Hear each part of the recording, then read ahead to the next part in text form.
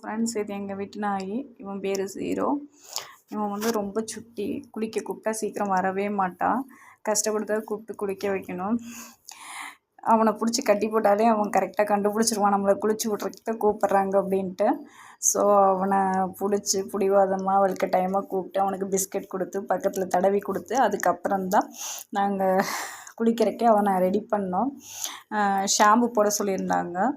அதோட பேர் சரியாக எனக்கு தெரியலை. புதுசாக அதை ட்ரை பண்ணோம். அந்த ஷாம்பு தான் இன்றைக்கி குளிச்சு விடுறோம். அவனை குளிச்சிட்ருக்கிறான். ஹாயாக ஜாலியாக குளிச்சிட்ருக்கிறான். நல்லா காமிக்கிறான் அவனை. அதுக்கப்புறம் வந்து பார்த்திங்கன்னா குளிச்சிட்டானா நல்லா போய் விளையாடுவான். நல்லா ஜாலியாக ஆட்டம் போடுவான்.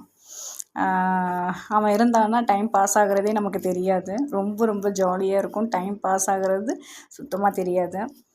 அதுக்கப்புறம் வந்து பார்த்திங்க அப்படின்னா அவனை குளிச்சு விட்டதுக்கப்புறம் அவனுக்கு பொட்டு வைக்கணும். அவன் பொட்டு வச்சுக்குவானா என்னன்னு தெரில. பட் ட்ரை பண்ணி தான் வைக்கணும். பரவாயில்ல, இப்போ அவன் காமிக்க ஆரம்பிச்சிட்டான். பொட்டு வைக்கிறோம். ஸோ உங்கள் வீட்டில் இது மாதிரி எல்லாம் நாயை டெய்லி குளிச்சு விடுவீங்களா இல்லை வீக்லி ஒன்ஸ் குளிச்சு விடுவீங்களான்றதை கமெண்ட்ஸில் சொல்லுங்கள். பாய்.